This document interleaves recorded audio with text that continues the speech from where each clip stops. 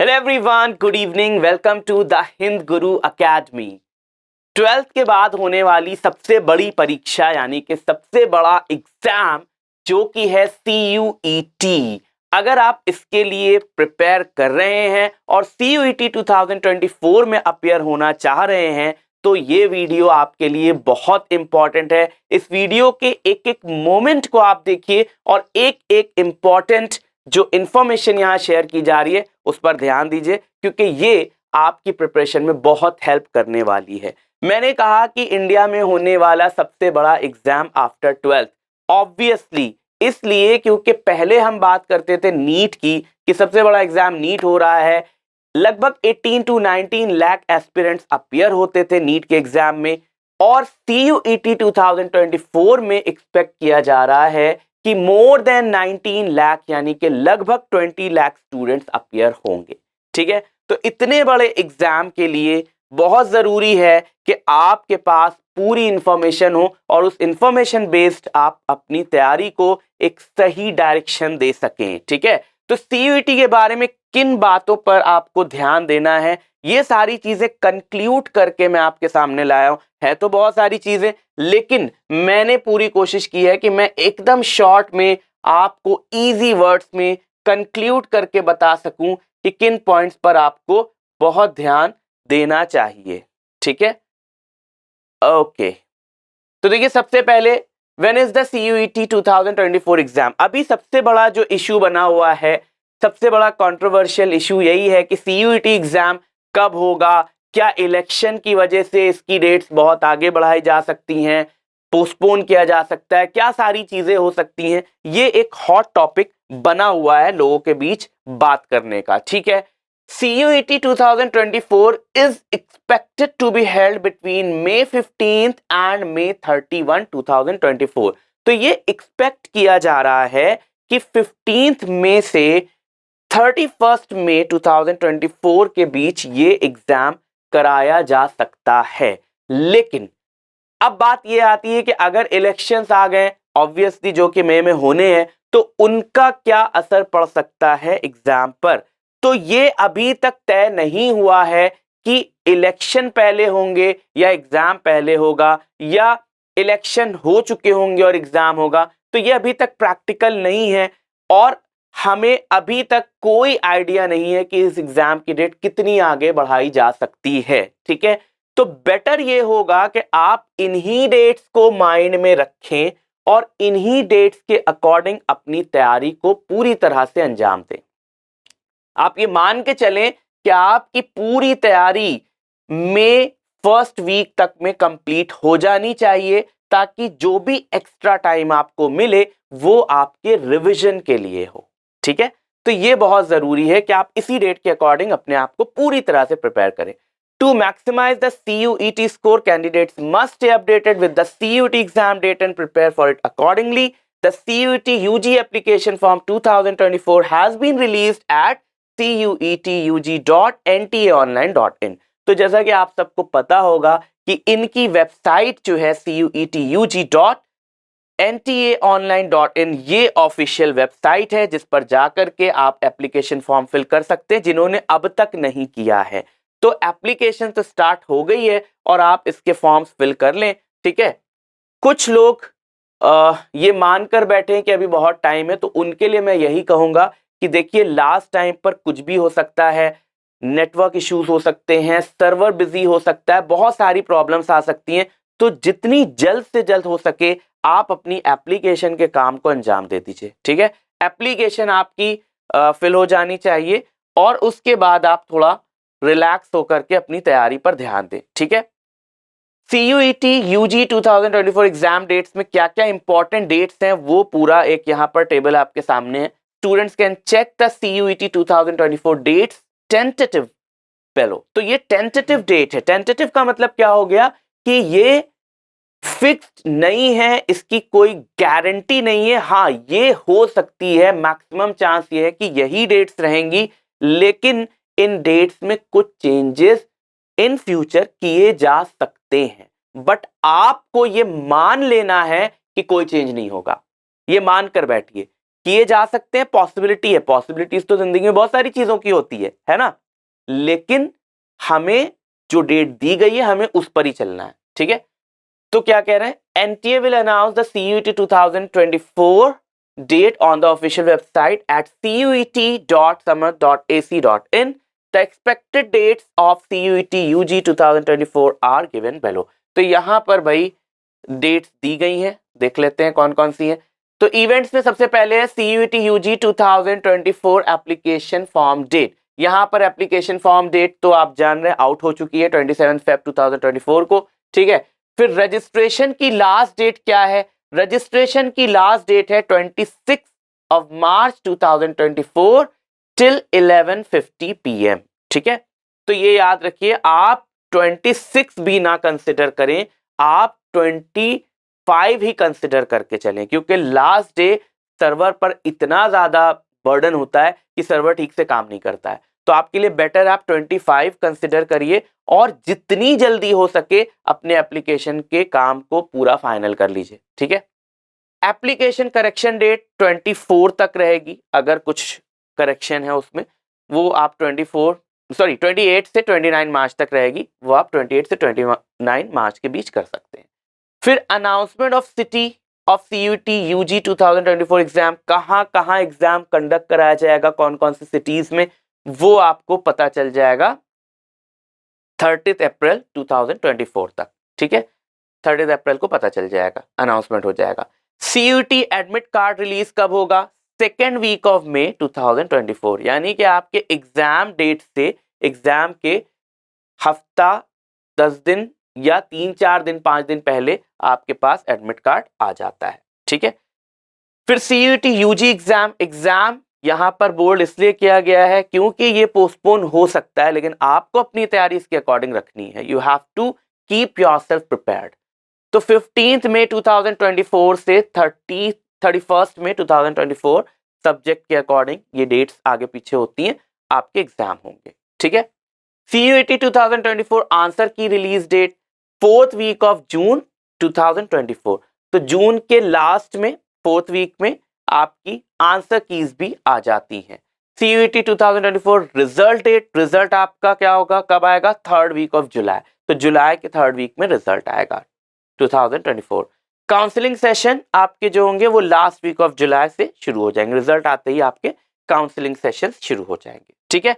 तो ये सारी तो इंपॉर्टेंट डेट की हमने बात कर ली। अब CUET में नया क्या है, 2024 के हिसाब से क्या चीजें चेंज हुई हैं, क्या नया आया है।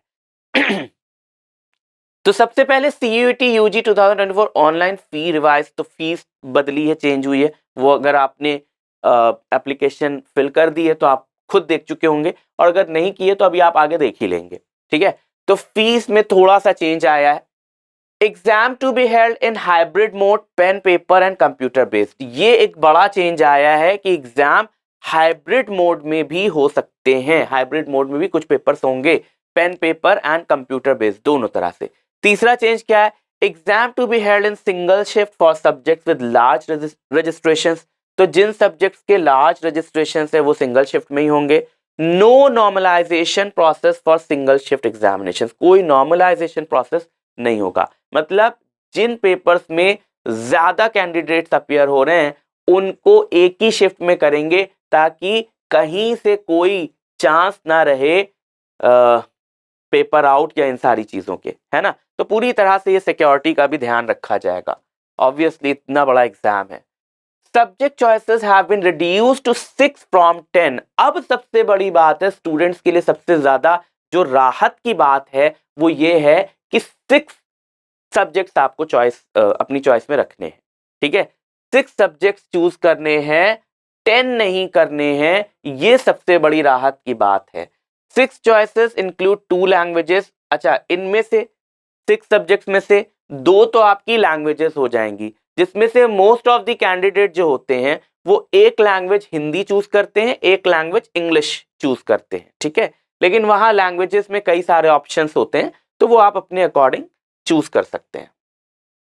3 डोमेन सब्जेक्ट्स, अब आपके 3 डोमेन सब्जेक्ट्स होते हैं। अब ये आपके ऊपर है, आप कॉमर्स से हैं तो आप अकाउंटेंसी, मनी बैंकिंग, इकोनॉमिक्स, ये सारी चीजें चुन सकते हैं। आप साइंस से हैं तो आप पीसीएम, पीसीबी इनमें से कुछ चुन सकते हैं। तो डोमेन सब्जेक्ट्स आपके वो हैं, ठीक है। फिर जनरल टेस्ट आपका होगा। जनरल टेस्ट सबके लिए कॉमन है, जो कि जिसे हम जनरल स्टडीज कहते हैं, जिसमें करंट अफेयर्स आएगा, जनरल नॉलेज आएगा, ये होगा, ठीक है। तो दो तो लैंग्वेजेस हो गई, तीन आपके डोमेन सब्जेक्ट्स हो गए और एक जनरल टेस्ट। तो इस अकॉर्डिंग आपके 6 सब्जेक्ट्स होंगे जो आपके एग्जाम में पूछे जाएंगे, ठीक है। तो भाई 10, अब आपको टेंशन नहीं लेना है कि हमें 10 सब्जेक्ट्स प्रिपेयर करने हैं। ओके, फिर आगे क्या है? आगे है CUT UG 2024 एलिजिबिलिटी क्राइटेरिया। कौन एलिजिबल है? तो ये तो बहुत कॉमन सी बात है, आप जानते होंगे, लेकिन फिर भी देख लें। Candidates willing to appear for the CUT UG 2024 examination must fill the CUT application form. तो पहले तो भैया फॉर्म फिल्ड होना चाहिए आपका, जो भी आपको ड्यू डेट मिली हुई है, जो भी आपको वहां पर प्रोसीजर बताया गया है, उसके अकॉर्डिंग आपका फॉर्म एग्जैक्ट तरीके से, सही तरीके से फिल होना चाहिए, सबमिटेड होना चाहिए, ठीक है। Prior to registration, candidates must ensure to fulfill the CUET eligibility criteria, failing which their candidature will stand cancelled। और अगर आप फॉर्म फिल कर रहे हैं, एप्लीकेशन सबमिट करने जा रहे हैं, तो उससे पहले आपको पता होना चाहिए कि एलिजिबिलिटी क्राइटेरिया क्या है, उसे आप फुलफिल करें, वरना आपका रजिस्ट्रेशन कैंसिल भी माना जा सकता है। तो एलिजिबिलिटी क्राइटेरिया को ध्यान में रखना है। As per the CUET eligibility criteria, there is no age limit to apply for CUET UG। तो एज लिमिट तो नहीं रखा है इन्होंने CUET में अप्लाई करने के लिए, ठीक है। तो भाई अगर कोई, बहुत सारे ऐसे लोग हैं जो चाह सकते हैं कि उन्होंने बहुत पहले किया था इंटरमीडिएट और अब चाह रहे हैं कि ग्रेजुएट भी हो जाए, तो वो भी कर सकते हैं, ठीक है। या मान लीजिए कोई ऐसे लोग हैं जिन्होंने अदर सब्जेक्ट से ग्रेजुएशन कर रखी है, अब उनका इंटरेस्ट नहीं, हम इस सब्जेक्ट से भी कर लें, तो वो दोबारा अगर करना चाह रहे हैं ग्रेजुएशन, तो CUET का एग्जाम दे सकते हैं। बहुत सारे लोग हैं जो ऐसा करते हैं। तो एज लिमिट नहीं है। The students who cleared the class 12th और इक्विवेलेंट एग्जामिनेशन और are appearing in 2024 irrespective of their age can appear in the CUET 2024 exam. तो बहुत सिंपल सी बात है कि 12th पास आउट हो या फिर 2024 में वो 12th में अपीयर हो रहे हो या सिमिलर एग्जाम में अपीयर हो रहे हो, रिजल्ट नहीं आया है बट ये रिजल्ट आ जाएगा, तो वो CUET एग्जाम 2024 में अपीयर हो सकते हैं। एज लिमिट कुछ नहीं। Students have to fulfill the age criteria if any of the university or universities in which they are taking admission। तो ये पॉइंट बड़ा इंपॉर्टेंट है। देखिए, CUET ने तो एज लिमिट नहीं रखी है, लेकिन अगर कोई यूनिवर्सिटी ऐसी कोई शर्त रखती है, ऐसी कोई कंडीशन रखती है कि उनके वहां ग्रेजुएशन में अपीयर होने के लिए, एडमिशन लेने के लिए ये एज होनी चाहिए, इसके नीचे ही वाले ले सकते हैं एडमिशन, तो वो यूनिवर्सिटी की कंडीशन है, उसको आप समझेंगे, आप यूनिवर्सिटी की कंडीशन के हिसाब से एज का ध्यान रखेंगे। यूजी CUET UG में ऐसी कोई भी कंडीशन नहीं है। Next we are moving to steps to fill CUET UG 2024 application form. क्या स्टेप्स होंगे, आप कैसे, जिन्होंने अभी तक फॉर्म फिल नहीं किया उनके लिए ये बताया जा रहा है। जो फॉर्म फिल कर चुके हैं तो वो तो कर ही चुके हैं। तो स्टेप्स क्या है? पहला स्टेप है students can go through the steps given below. Okay, ये पहला स्टेप नहीं, ये हेडिंग है।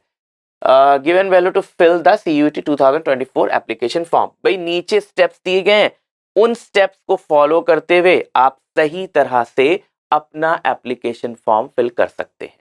तो पहला स्टेप है, open the official website CUET.samarth.ac.in। ये ऑफिशियल वेबसाइट है, इसको खोलिए। Fill up the CUET registration 2024 by entering the details such as name, address and contact details। तो जो फॉर्म में आपसे डिटेल मांग रहे हैं वो आप फिल करते जाइए, ठीक है। फिर the login credentials will be generated and received on the registered email address and mobile number। The students can use the login details provided by NTA and fill the application form of CUET। अब देखिए, बहुत सारे students जो technology में बहुत ज़्यादा sharp नहीं होते हैं। मैं बात कर रहा हूँ रूरल एरियाज़ की स्पेशली, क्योंकि भाई इंटर के बाद वो भी ग्रेजुएट तो करेंगे ही, सारे ही लोग ग्रेजुएशन की तरफ आते हैं और सभी लोग यूनिवर्सिटीज़ में एडमिशन लेना चाहते हैं। रूरल एरियाज़ में भी बहुत सारे लोग बहुत स्मार्ट होते हैं टेक्नोलॉजी को लेकर, लेकिन बहुत सारे लोग क्या होते हैं, वो इतना ज़्यादा डिप्राइव्ड होते हैं टेक्नोलॉजी से कि कई बार वो ये गलती करते हैं, और सबसे ज़्यादा जो पाया गया है वो यही गलती करते पाया गया है। क्या? उन्होंने कोई ऐसा ईमेल एड्रेस दे दिया जो उन्होंने अभी-अभी बनाया है और वो उसका पासवर्ड भूल जा रहे हैं, याद नहीं रख पाते हैं, कहीं लिखते नहीं हैं, है ना?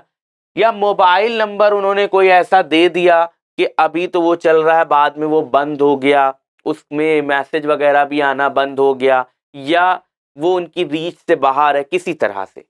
तो ये बड़ा आपको ध्यान रखना है कि जो आप ईमेल एड्रेस दें, वो आप इतने यूज्ड टू हो उसके कि आपके रेगुलर यूज में वो रहे, या फिर अगर आप नया बना रहे हैं ईमेल, तो आप उसको कहीं ऐसी जगह लिख लें अपनी मेल आईडी और पासवर्ड के भूलने पर भी वो आप देख पाएं। यानी ये आपसे दूर नहीं होना चाहिए, आपका पूरा एक्सेस होना चाहिए।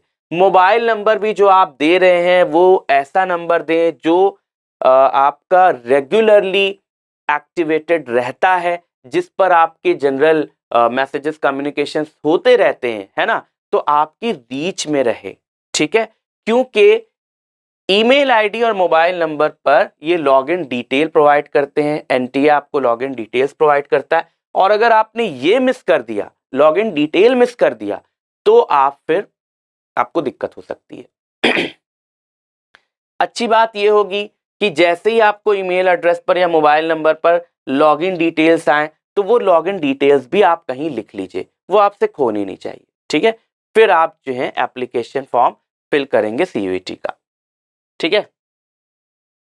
अब जब फॉर्म आपने फिल कर लिया, तो क्या होगा? अपलोड द रिक्वायर्ड डॉक्यूमेंट्स, आपसे डॉक्यूमेंट्स मांगेंगे, वो आपको अपलोड करना पड़ेगा। Such as a scanned image, आपसे इमेज मांगेगा जो कि आपको स्कैन करके देनी है। अच्छा, एक चीज पर और ध्यान रखिएगा कि अगर आप टेक्नोलॉजी में इतने ज़्यादा एडवांस्ड नहीं हैं, तो आप किसी कैफ़े में चले जाएँगे और कैफ़े वाले की हेल्प लेंगे। उनके पास स्कैनर भी होता है, उनके पास नेट भी अच्छा होता है ना? सारी चीज़ें उनके पास अवेलेबल है। तो आप वहाँ जाकर के सिंपली उन्हें अपनी इमेज दे सकते हैं। आपसे सिग्नेचर माँगेगा, एक व्हाइट पेज पर, ब्लैंक पेज पर आपको साइन करना होगा, फिर वो साइन स्कैन होगा, स्कैन होकर के उसमें अपलोड किया जाएगा, है ना? तो जो फॉर्मेट है, कई बार क्या होता है कि आप खुद से कर रहे हैं तो आप फॉर्मेट नहीं समझ पाते हैं, बट कैफ़े में जो कंप्यूटर ऑपरेटर बैठा है, वो फॉर्मेट भी अ, नीड के अकॉर्डिंग एडजस्ट कर सकता है, उसे ये सारी चीज़ें आती हैं, ठीक है? तो फॉर्मेट आपका उसी फॉर्मेट पे कर देगा, और अगर आप खुद एडवांस्ड हैं, तो आप खुद से करिए। देन पे the required application fees online. अब यहाँ पर भी कई लोगों को प्रॉब्लम हो सकती है, बहुत सारे लोग ऐसे हैं स्पेशली रूरल एरियाज के, जिनके बैंक अकाउंट में पैसा नहीं होता है, या जिनका यूपीआई आईडी वगैरह नहीं बना है, ऑनलाइन बैंकिंग उनकी एक्टिवेटेड नहीं है, तो बहुत सारी समस्या आ सकती है। तो वो भी अगर आप किसी कैफे वाले के पास जाते हैं, तो वो उसका भी हल निकाल देता है, उनके पास चीज़ें होती हैं, ठीक है? और जैसा कि मैंने पहले ही कहा कि सबसे अच्छी चीज़ होती है कि आप खुद से करें, अगर आप उतने एडवांस्ड हैं तो, ठीक है? Take the print out of the filled application form for future reference. और जब सारी चीजें कंप्लीट हो जाए, तो फिल्ड एप्लीकेशन फॉर्म का प्रिंट आउट निकाल लें फ्यूचर रेफरेंस के लिए, ठीक है? ये हो गए स्टेप्स। अब हम बात करते हैं सीयूईटी यूजी 2024 एग्जाम पैटर्न की। तो एग्जाम पैटर्न भी जान लेना बहुत जरूरी है, ताकि आप आज से, अभी से अपनी प्रिपरेशन शुरू कर दें, अगर आपने शुरू नहीं की है तो। और अगर आप पहले से स्टार्ट कर चुके हैं, तो इस वीडियो के बाद से आप उसको सही डायरेक्शन भी दे सकें, ठीक है? तो चलिए देखते हैं। तो कह रहे हैं सीयूईटी यूजी 2024 एग्जाम पैटर्न क्या होगा। CUET UG 2024 onwards exam will be held in hybrid mode. Hybrid mode में होगा, पहली बात, pen paper and computer. Subjects receiving maximum number of registrations will be held in OMR format। तो जिन भी subjects के लिए सबसे ज्यादा कैंडिडेट्स अप्लाई करते हैं, वो आपके सबसे ज्यादा एस्पिरेंट्स जिसके लिए अप्लाई करते हैं वो आपके लिए OMR फॉर्मेट में कराया जाएगा। OMR फॉर्मेट आप जानते होंगे, अगर नहीं जानते हैं तो मैं आपको थोड़ा सा बता देता हूँ उन स्टूडेंट्स के लिए जो नहीं जानते हैं। भाई OMR फॉर्मेट बहुत सिंपल सा है। मैं आपको आगे जब सब्जेक्ट्स के बारे में बता रहा होऊंगा और डिटेल में चीजें बता रहा होऊंगा तो मैं OMR दिखा भी दूंगा। अभी मैं यहाँ पर बनाकर ही बता देता हूँ। तो OMR में क्या होगा, जैसे क्वेश्चन नंबर्स मेंशन होंगे 1 2 3 ऐसे करके क्वेश्चन नंबर्स मेंशन होंगे और आगे ऐसे करके ओवल्स बने होंगे, ठीक है। और इन ओवल्स में A B C D ऐसा कुछ लिखा होगा, ठीक है। अब इस तरह से सारे क्वेश्चंस में होंगे। आपने क्वेश्चन नंबर 1 पढ़ा और आपको लग रहा है कि इस क्वेश्चन का आंसर बी है, तो आपको क्या करना होता है, इस ओवल को पूरा फिल करना होता है पूरी तरह से, ठीक है। तो इसमें आप टिक नहीं लगा सकते, आप क्रॉस नहीं लगा सकते, या आप 2 ओवल्स नहीं भर सकते। आपको सिर्फ एक ही ओवल भरना है और पूरी तरह से भरना, उसमें कुछ भी साइड में जगह या बीच में जगह बचे नहीं। तो इस तरह से पूरा आप उस ओवल को फिल करते हैं, ठीक है। ये OMR फॉर्मेट होता है आपका। अच्छा, इसमें एक चीज और बता दूं आपके लिए, अपनी तरफ से ये बता रहा हूं मैं अपने प्रैक्टिकल एक्सपीरियंसेस को देखते हुए। आप जब OMR पर एग्जाम देने जाएं तो आपके लिए बेटर है कि आप मार्केट से एक बढ़िया ब्लैक कलर का स्मूथ चलने वाला और थोड़ा डार्क चलने वाला और थोड़ा मोटा जो चले ऐसा पेन लेकर जाएं।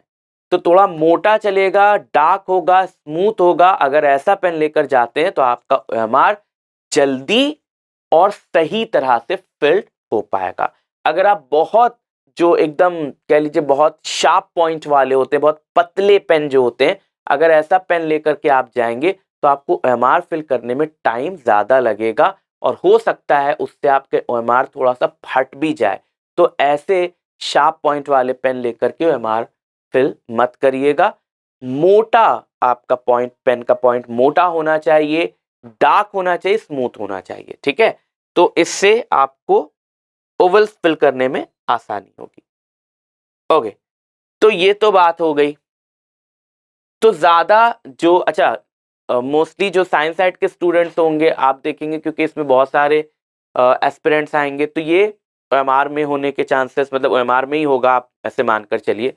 कॉमर्स के भी हैं OMR में होंगे। कुछ सब्जेक्ट्स जो बहुत कम लोग लेते हैं वो ही आपके इन फॉर्मेट में नहीं होंगे। Aspirants will be able to choose a total of 6 CUET subjects. Students can check the structure of CUET in terms of the number of questions in each section along with the exam duration. ठीक है, excuse me. तो क्या बताया गया कि 6 subjects होंगे। अब 6 subjects जो होंगे वो, ये बात तो पहले भी कह दी थी मैंने कि भाई 6 सब्जेक्ट्स होंगे जिसमें से 2 लैंग्वेजेस हो जाएंगी, 3 डोमेन सब्जेक्ट्स होंगे और एक आपका जनरल स्टडी होगा, करंट अफेयर्स इंक्लूडेड होगा। तो 6 सब्जेक्ट्स में वो क्या होंगे सारे यहां पर एक टेबल में बताया गया है कि क्या क्या है, कितना टाइम मिलेगा, कितना क्वेश्चन होंगे, सारी चीजें। तो सबसे पहले आपका लैंग्वेज पार्ट जो आएगा उसमें सेक्शन 1 में A एंड B 2 होगा, ठीक है। सेक्शन 1A 1B 2 लैंग्वेजेस होंगी। अब A में मान लीजिए हिंदी है, B में मान लीजिए इंग्लिश है फॉर एग्जाम्पल। तो दोनों सेक्शन से आपको यहां पर 50 क्वेश्चंस मिलेंगे। अब 50 में से आपको 40 क्वेश्चंस अटेम्प्ट करने हैं, यानी 10 क्वेश्चंस की चॉइस। कितना आसान है ना। जो 10 क्वेश्चन सबसे ज्यादा मुश्किल लग रहे हैं उनको छोड़ दीजिए, आपको 50 नहीं करने हैं, आपको सिर्फ 40 करने हैं। अच्छा, कुछ लोग हो सकता है बड़े स्मार्ट बनने के चक्कर में सोचें हम 40 क्यों करें, हमें तो 45 आ रहा है, हमें तो 50 आ रहा है। तो ये मत सोचिएगा कि वहां आपको स्मार्ट समझा जाएगा और ज्यादा मार्क्स दे दिए जाएंगे, ऐसा कुछ नहीं है।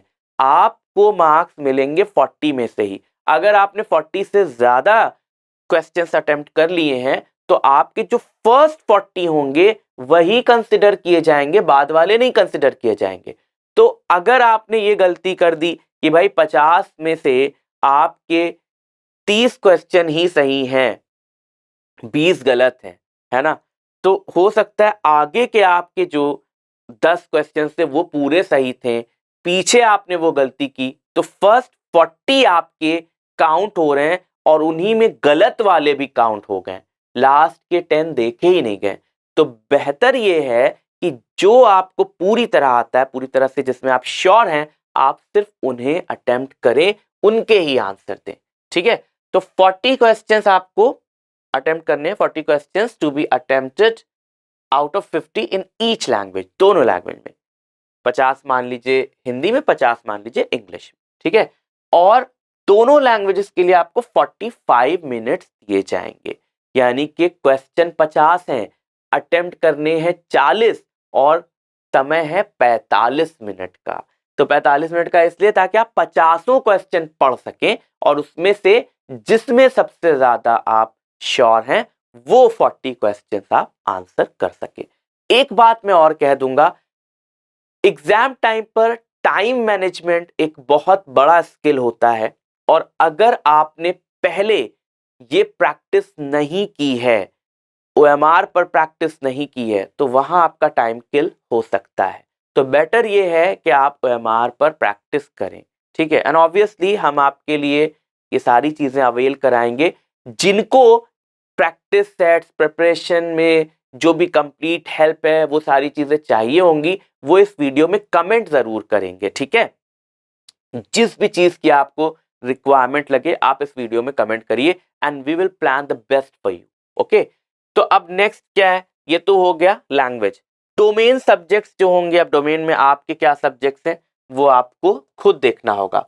तो 40 questions to be attempted out of 50 in each language, language यहां पर हो गया, इन ईच सब्जेक्ट आप कह लीजिए। ठीक है, तो भाई जो भी डोमेन सब्जेक्ट्स हैं आपके, सभी सब्जेक्ट्स में से आपको क्या मिलेगा, सभी सब्जेक्ट्स में से आपको वही सेम 40 क्वेश्चंस करने हैं, 50 क्वेश्चंस मिलेंगे। ठीक है, और इनके लिए जनरली आपको जो टाइम मिलेगा वो 45 मिनट्स का मिलेगा, लेकिन कुछ सब्जेक्ट्स ऐसे हैं जिनके लिए आपको 60 मिनट्स का टाइम दिया जाएगा।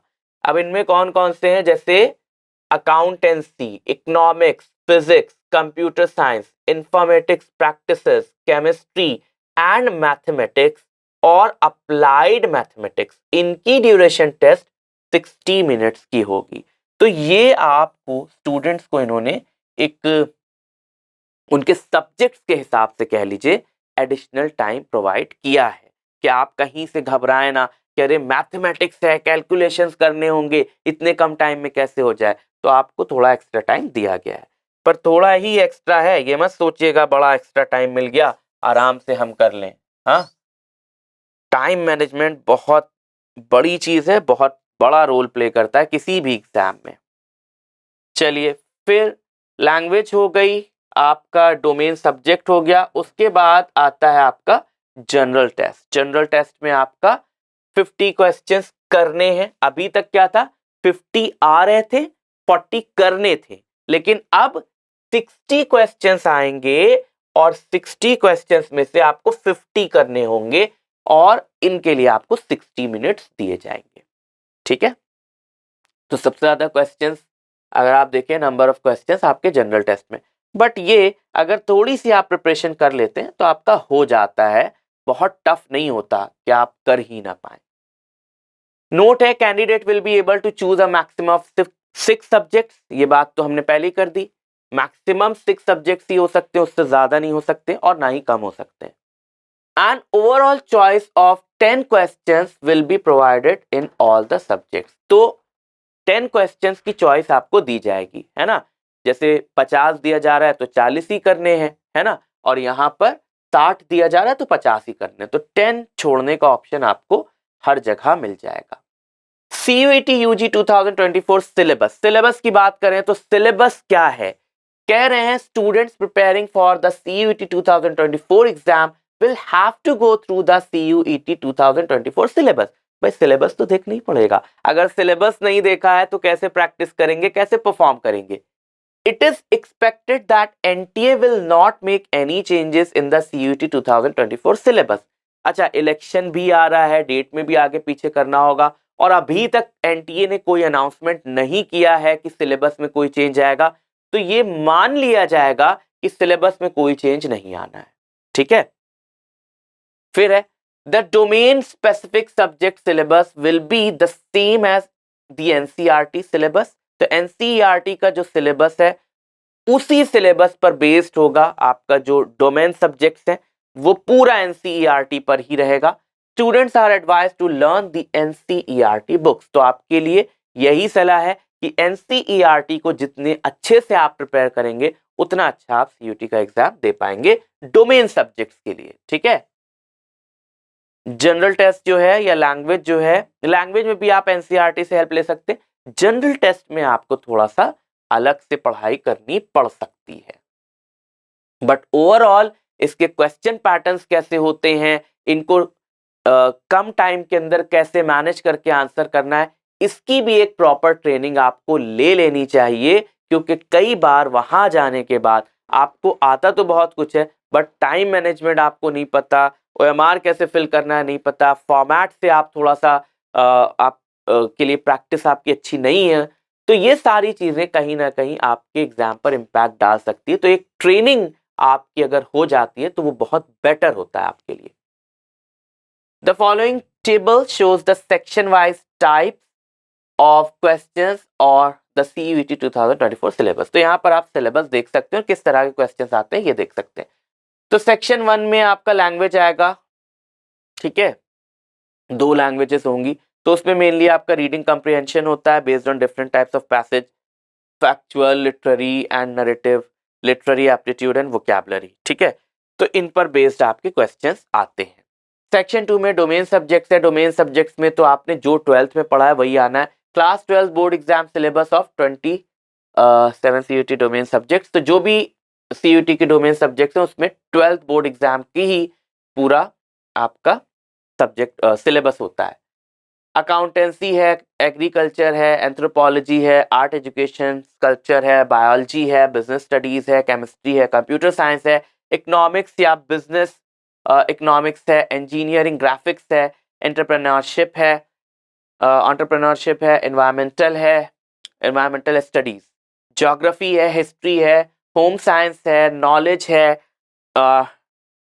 ट्रेडिशन प्रैक्टिसेस इन इंडिया है, लीगल स्टडीज है, मैथ्स मीडिया या मैथ्स कम्युनिकेशन है, मैथमेटिक्स है, परफॉर्मिंग आर्ट्स है, फिजिकल एजुकेशन है, फिजिक्स है, पॉलिटिकल साइंस है, साइकोलॉजी है, संस्कृत है, सोशियोलॉजी है एंड टीचिंग एप्टीट्यूड। ये सारे आपके जो सब्जेक्ट्स हैं इनमें बोर्ड एग्जाम में जो आता है वही सब कुछ आपसे पूछा जाने वाला है। ठीक है, सेक्शन 3 आपका जनरल टेस्ट है जिसमें आपकी जनरल नॉलेज होगी, करंट अफेयर होगा, है ना, current affairs, general mental ability होगी, न्यूमेरिकल एबिलिटी होगी, क्वांटिटेटिव रीजनिंग हो सकती है जिसमें simple application on basic mathematical concepts और अरिथमेटिक और algebra, geometry, mensuration, state taught till grade 8 तक का आपसे पूछा जाएगा। लॉजिकल एंड एनालिटिकल रीजनिंग, ये सारी चीजें आपकी जनरल टेस्ट में होंगी। ठीक है, तो ये मैंने यहाँ पर सिलेबस भी आपसे डिस्कस कर दिया।